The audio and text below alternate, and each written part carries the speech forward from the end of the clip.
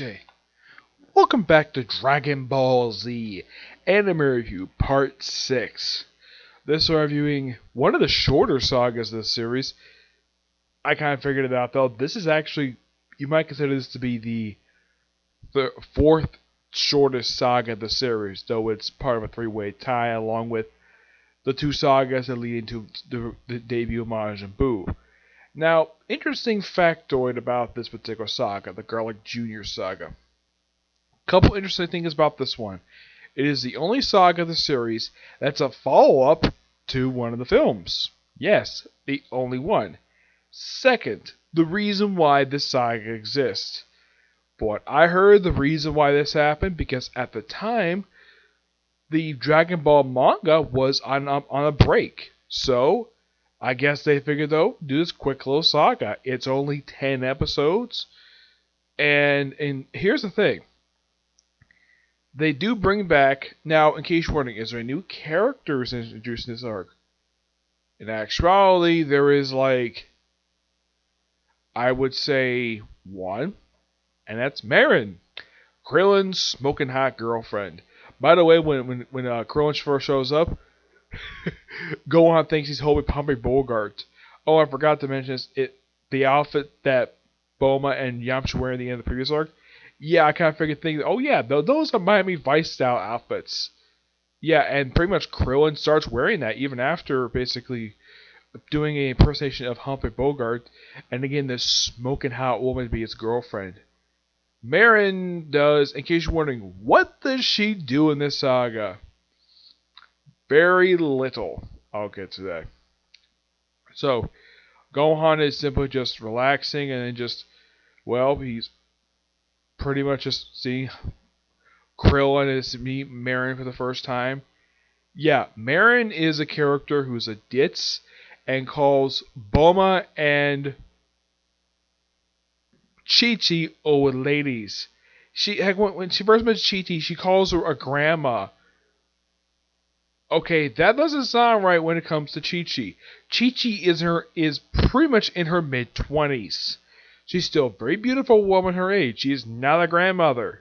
Not yet, anyways. Not for another 10 years. Bulma, same thing. Oh yeah, describing middle age is not exactly correct either. Bulma at this point is supposed to be... Let's see, I think she's supposed to be about... I think she's supposed to be about 28 years old at this point. Yeah, you're 20 or 29 years old at this point. And you call it that middle age? No wonder why. The story of this one is this. Garlic Jr. has escaped from the Dead Zone. Now, Dead Zone is also the name. There's a couple other things related to the name the Dead Zone. Dead Zone is also the film which the saga is follow up to. It's also the name of a TV show and a book by Stephen King. And in case you're wondering, have I read the book Dead Zone by Stephen King? No, I haven't. Have I watched a TV show? I did watch a clip of one, but that's it. I know other TV show. I know there was a film called Dead Zone, like a live action, but yeah. The film had the infamous moment when Gohan, being possessed, decided to pee on Krillin's head. I am not kidding about that. Oh, in case you're wondering, is that scene actually shown in the clips, in the stock footage they use to basically show Garlic Jr.'s backstory? Nope. And here's something interesting about Garlic Jr. himself. Now, yes, his father is basically also named Garlic. He's also referred to as Garlic Sr. You don't get a full view exactly what the heck the guy looks like. He's always clouded in red. Yeah, he's this evil being. Also, when you see Garlic Jr., first off, he looks like Pilaf, just with different skin color. And he's voiced by the same guy who voices Pilaf. Now, this is my personal theory, that Pilaf and Garlic Jr. there's a couple theories I have relating to these two characters. I don't think they're the same person. No, Pilaf and Garlic Jr. are two completely separate people. The only thing they have in common, aside from the fact they have very similar looking face, and they have a similar voice, but aside from that, nothing much else. But my two fan theories are this: that Garlic Jr. is a distant relative of Pilaf, or simply put, he just another one of Pilaf's species. The thing with Pilaf is they've never identified his species on the show, because he's one of those basically non-human species who live on Earth, and they've never ID'd him. In case you're wondering where does the name Garlic come from? A spice. And his group is called the Spice Boys. Yeah, that particular name actually comes from the Spice Girls rock band. And the names are basically this: spice, vinegar, and salt. Yeah, those are the Spice Boys. They are Garlic Jr.'s henchmen. Yes, they did appear in the Dead Zone film, so technically, aside, Marin is the only new character who showed up here. So they have a party at Master Roshi's house.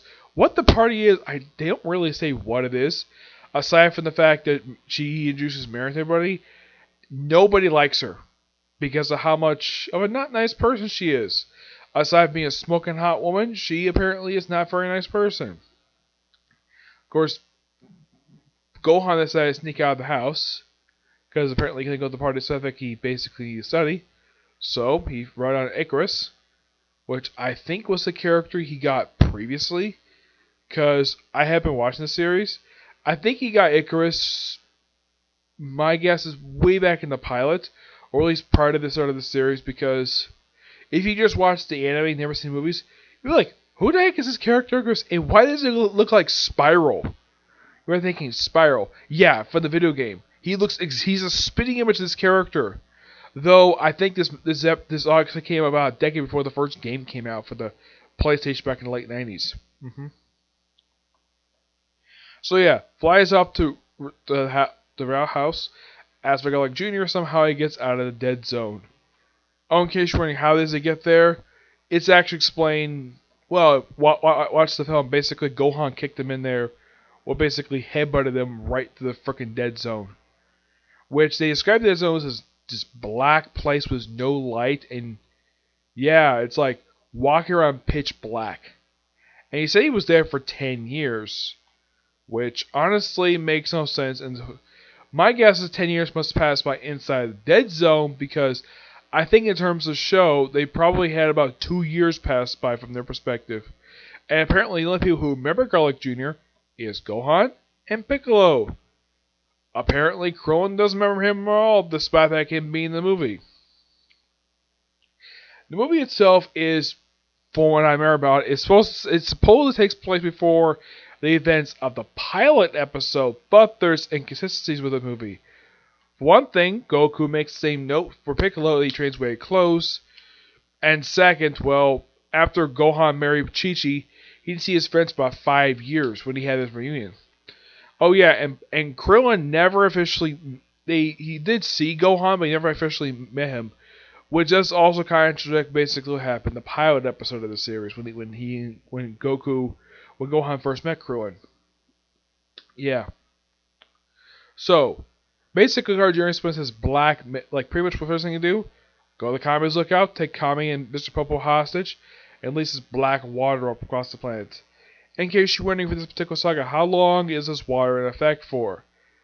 This is actually in effect for most of the saga, I'd say up until the second to last episode of the arc itself. Oh yeah, and how Garlic Jr. escaped from Dead Zone? He had help from the Macchion Star. Okay, one thing they'll explain. Now, they explain it comes from the outer space, but what the thing actually is, it looks like a giant rock planet.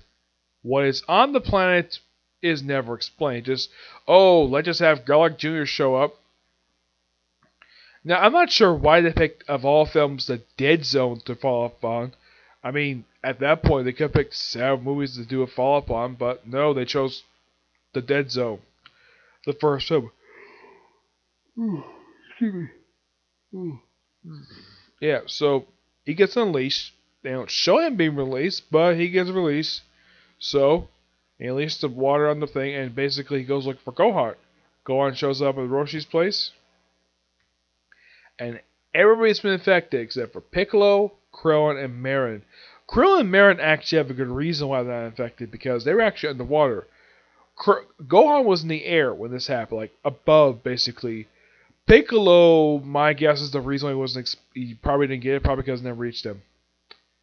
Yeah, that's probably the reason why. They never really show exactly of how he's able to avoid it. At least in the case of Gohan, Krillin, and Marin, they did show that. Piccolo, it's like, oh, he's immune somehow. So he ends up showing up and basically fending off against the possessed Chi-Chi, Bulma, Roshi, Puar, and Chaozu. Oolong. Chaozu's not here, actually. Yeah, surprisingly, there are several characters actually absent from the saga. Yeah, Tien and Chaozu are nowhere to be seen. They're not even mentioned. Oh yeah, and this is also the first of two sagas in the series where Goku is absent for. He is referenced several times in this arc by both Garlic Jr., by Gohan, and of course, Vegeta. Yeah, he has subplot too. And his subplot is simply going across the galaxy, wrecking a bunch of Frieza's stuff because Frieza's dead, so wrecking everybody until he becomes a Super Saiyan. Yep, that's pretty much what he's doing. And he's looking for Goku. He never finds him. Don't worry, he will come back to Earth. He basically spends time. I will explain exactly his deal when it comes to the Trunks saga, which is the next one I'll talk about probably tomorrow. Yep, so they have Krillin and Gohan. Now, Piccolo had been bitten by of course. Here's kind of the strange thing comes to bites. Yeah, it doesn't really affect him. Yeah. So it looks like when he gets bitten, it looks like his blood just blocks it. How the heck that was possible is never explained. And next time we see Piccolo, he's possessed. And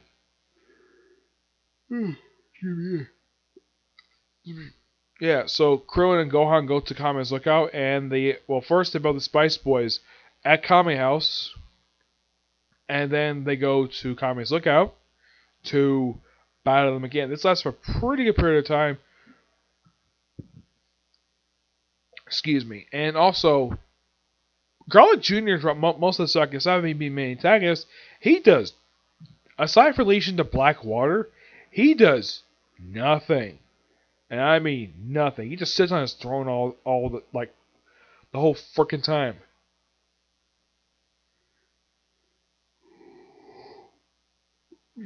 Excuse me. And he makes the same mistake with Piccolo. It's like, oh yeah, don't kill him because if you kill him, we can't use the Dragon Balls. Oh yeah, then they mention, oh yeah, he's used Dragon Balls. He's immortal. Yep. By the way, he is the only villain in the series who actually succeeded in making that wish. No other villain in the entire franchise who has won a wish for immortality has actually gotten it. Garlic Jr. is the only one who actually got his. So, and then pretty much it's like a fight between, first it's like Gohan and Krillin versus Piccolo, that's Piccolo, and the Spice Boys. This lasts for a good period of time, and then all of a sudden, like halfway through the arc, Krillin gets sort of turned, and then Piccolo basically just kind of blows his cover, like, he looks like he's about to kill Gohan. It's like, and the Garlic Jr.'s like, nah, I'm gonna kill him. And he's like, sure thing. Garlic Jr.'s like, what? You can talk? And he proceeds to take the capsules holding Kami and Mr. Popo. Krillin frees them, and they proceed to dump the sacred water on the Earth. How they get there, this is a minor subplot, which doesn't affect the main thing. So, they go to the seven winds the Earth. They don't really explain exactly what this is, except that it's basically like, oh, it's this thing that's on the bottom of the lookout. Yeah, the little gold thing that was first shown at the start of the Piccolo Jr. saga. Yeah, that is not only known for holding the power pole, but it's also the place where apparently the seven airs connect somehow. Yeah, that's never explained. Oh, and prior to them going up there, Marin decides to come along, and she proceeds to get dropped off at Corrin's place. Yep. And what does she do while she's there? Well, she does two things. First thing she does to see Corrin, she proceeds to tickle his chin. Something she does 3 times to him. She's like, of course, he likes it first, and then she just knock it off. And then she proceeds to play strip poker with them. And, like, they pretty much, like, and she pretty much nearly cleans out Jan's rubbies down to pretty much his loincloth. Yeah. And apparently Chorus lost his staff. Though later on, apparently, Jan got a step back somehow. And the next time we see him, Marin's asleep for a bit. And then she turns over and her foot ends up in Jan Jorah's mouth. They briefly argue. Oh, yeah, look, it's the sunrise. Yep, and Corin's like, wait, why is sunrise now? It should rise hours ago. Yeah, so after the mist is spread, Garlic Jr. gets upset, basically unleashes the dead zone itself. It opens a portal to it. And of course, Piccolo is like, you have to destroy the Mechion Star. Gohan basically initially refuses. And, well, he eventually does, thanks to, well, Kami's effort. After the Sink of Water is released. Now, Kami himself is later pardoned by the previous Guardians. When he gets down, he runs into his predecessor, which Mr. Popo recognizes by his voice. Because he can't tell by his look. It's like this reddish look. Oh yeah, and according to Kami, he is very thick-headed. Yeah, so basically, he describes the previous Guardians as a bunch of morons. And a bunch of idiots. Yeah, that's how he pretty much described his predecessors. And they proceed to punish a bunch of lightning. Eventually he's pardoned and healed. And, by the way, do anybody go back to this room after the saga wraps up? Nope. As a matter of fact, this room is never seen again in the series. At all. Also, during the course of the battle, the lookout is almost completely destroyed. Like, oh my gosh, the thing is so heavily damaged. And the joke is basically that, oh, Mr. Popo saw this if you have a heart attack. Yep. Oh, and apparently, Garlic Jr.'s voice actor decided throws some baseball puns. Like, strike 1, strike 2, strike 3, you're out. I have no idea why he decided to drop baseball puns of all times during a battle where he's beating up Gohan and Krillin. Yeah, no idea why. My only guess is that it's probably in the part of Funimation doing that. They had to drop the baseball puns. Because you got to throw some comedy in here, despite the fact the jokes are not funny. Yeah, the stuff they say is not funny at all. And eventually, of course, Gohan does destroy the Mechion Star. Garlic Jr. gets sucked by a dead zone. That's simply it with that. Wraps up. And of course, Kami, of course, offers mission of guarding the Earth to Piccolo, turns him down. And, well, you would think that by 116 that the saga would be wrapped up. Nope, we have to have one more episode. A nothing episode. Oh my gosh, this episode is kind of bad. Okay, it's called Krillin's Proposal. It is also the last appearance of Marin in the entire franchise. She is never seen or mentioned ever again. This is the episode where Krillin breaks up with Marin. First you see him is that he's holding a bunch of packages with stuff she purchased. Which for a lot of guys, that's their worst nightmare. Holding all the bags for their smoking hot wives while they go on a shopping spree. As far as I know, my mother has never done that. Nope, I've never seen that in person. Nope, I'm sure some people probably have done that. But me? Never suffered through it at all. My dad has never suffered through it because, well, we can't exactly do stuff like that. So, apparently she hangs out with some guy when she comes out. And then they have this emergency at Roshi's place. Yeah, it turns out, though, it was Turtle's 1,000th birthday. Yes, 1,000th birthday. Oh, and when they have his birthday cake, he has 1,000 candles as birthday cake and looks like a giant blowtorch. Yep. And Krillin thinking that he should propose to Marin. So, he and Gohan decide to go swimming. And of course, Marin decides to poke fun at Bulma and Chi-Chi's ages again. Because of course she does. And, Bulma points out that, you know I'm older than you. Or basically, it's like, you know you wear those clothes just because you think you're hot. And of course, they're doing this while Marin is clinging onto Yamcha, Bulma's boyfriend, despite the fact that later on she develops a shine for, of all people,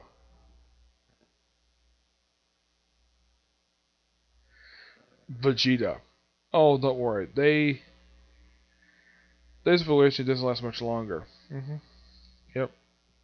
So, yeah. And, well, after basically trying to take a pearl away from these fish, he started, though, and of course, Gohan throws reference to the Namek Saga. Yeah, if we steal this, we'll be like the Ginyu Force. Okay. So Krillin's like, gotta let go, and of course he decides to break up with Marin. Oh yeah, and she feels after he had just spoken up with her, she said, "I would have said yes." And he tries to talk to her, but she's already off, and she's already with some other guy, and that's the last to see of her. And of course, well, everybody mentioned it was like shocked he broke up with her. Also, when Yanjiro meets with him like before the whole fight happens, he has like the funniest thing to say, like Krillin, how'd you score? How'd you score with that woman, that smoking hot woman? And of course, she also had a line later of like, the way to a woman's heart is through her stomach. And of course, Corin's like, no wonder your luck with women has been so terrible. I thought that was so hilarious. Yeah, this saga's like got some comedy with it, but if anybody watched this saga, I would say the only weaknesses in the saga is some minor things not really explained. Marin is pretty much the biggest problem of the saga. A character who is pretty much useless. Like, my gosh, a useless character. I'm kind of like, what was the whole purpose of Krillin having a girlfriend for? And this character is a complete filler character. She never appears in the series again after the saga wraps up. Also, why the heck does she have the same hair color as Bulma? Yeah, that is never explained. Yeah, or why she thinks that Bulma and Chi Chi are considered middle aged are grandmas. Despite the fact Chi Chi is in her mid 20s, Bulma is in her late 20s, both still smoking hot for their age. Of course, Chi Chi, not long after this, will have another child. I would say within like 4 years, if she have another child. Bulma wouldn't have her first child for 3 years. Yep. But there's not much else to say about this particular arc. It's good. It's okay at best. But yeah, not much else to say about the saga. Aside from the fact, if you're gonna watch the series, it's up to you if you want to watch the Gala Junior saga. It doesn't really add anything to all. As a matter of fact, by the time the next saga starts up, the saga is completely ignored. It's like it's almost like the creators basically made a mistake doing this arc in the first place. What I think it's called filler for. Yeah, so that's it. Particularly, I thought I'd have time to do more videos tonight, but I'm out of time. So tomorrow, definitely I'll do some videos. Okay, do the next video, which will be covering new manga chapters for Boruto, Black Clover, and more Dragon Ball Z tomorrow. Okay, do the next video. Bye.